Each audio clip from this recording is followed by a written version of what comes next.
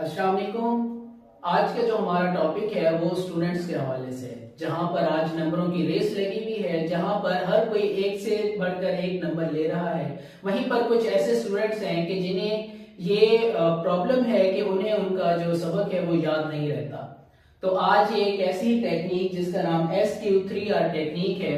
ये 1946 में एक अमेरिकन एजुकेशनल फिलोसोफर थे जिन्होंने एक बुक लिखी जिसका नाम इफेक्टिव स्टडी था। उसमें उन्होंने बहुत सी टेक्निक्स का जिक्र किया है, जहां पर उन्होंने सबसे बेहतरीन जिसे टेक्निक कहा है वो SQ3R टेक्निक है।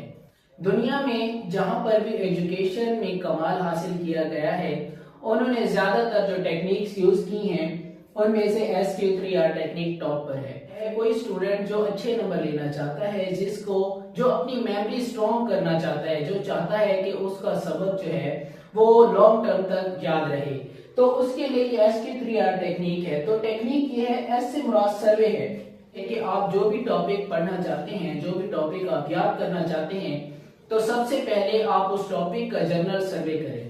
अब यहाँ पर सर्वे से मुराद ये है कि उस टॉपिक की जो मेन हेडिंग्स हैं, आपने उन हेडिंग्स को देखना है। उसके बाद उसमें जो अगर कोई पिक्चर्स वगैरह है तो उन पिक्चर्स का जनरल आपने सिर्फ सर्वे कर लेना है।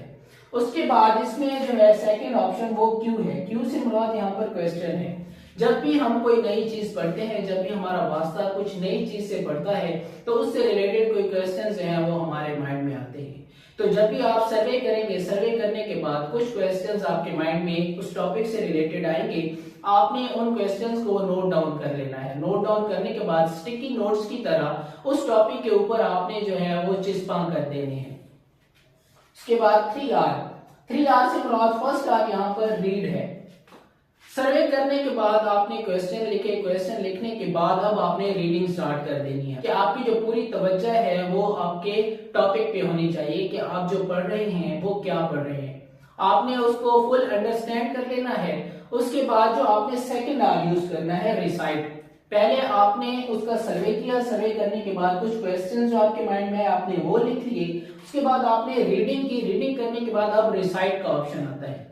यहाँ पर रिसाइट से मतलब ये है कि जब भी आप कुछ पढ़ने लगे, रीड करने के बाद उसे रिसाइट करें और फुल कॉन्शियस माइंड में आपने उसे रिसाइट करना है कि आप वो चीज जो है आप कर रहे हैं, आपको अपने आसपास का बिल्कुल पता नहीं होना चाहिए। जैसे हम कोई भी फिल्म या कोई कार्टून वगैरह जब हम देखते हैं, कोई भी पिक्चराइज फिल्म हम जब देखते हैं, तो हम बिल्कुल कॉन्शियस माइंड जो है हमारा वो सिर्फ उसी की तरफ होता है और हम आसपास की चीजों को भूल जाते हैं।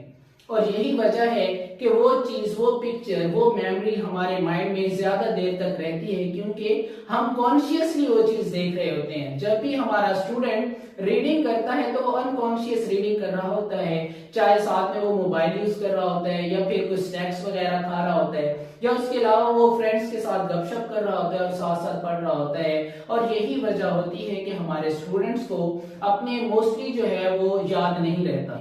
रिसाइट करने के बाद लास्ट में हमारे पास है वो रिव्यू आता है।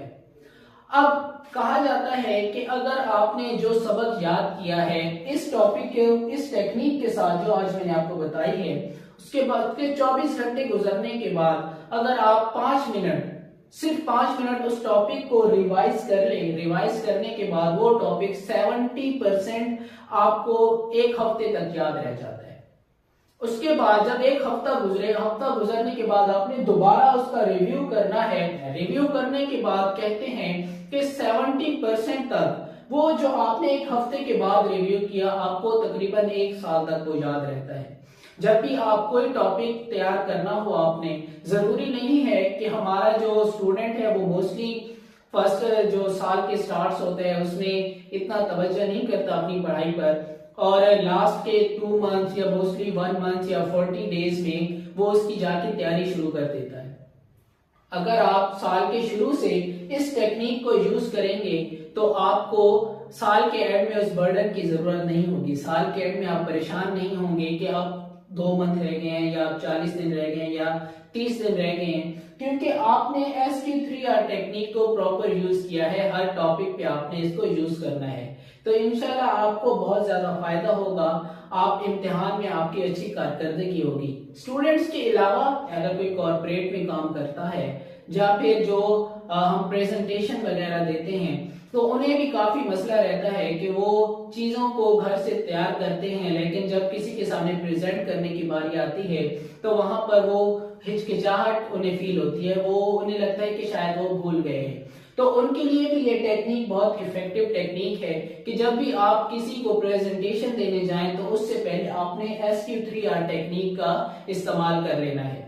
SQ3R टेक्निक जब भी आप यूज करेंगे तो आपको फायदा ये होगा कि वो चीज 70% तक आपके माइंड में रिटेन रहेगी और आपको इंशाल्लाह कभी भी भूलने की बीमारी जो है उससे आपको छुटकारा मिल जाएगा। मैं उम्मीद करता हूँ कि मेरी आज की जो वीडियो है आपके लिए बहुत इफेक्टिव साबित होगी।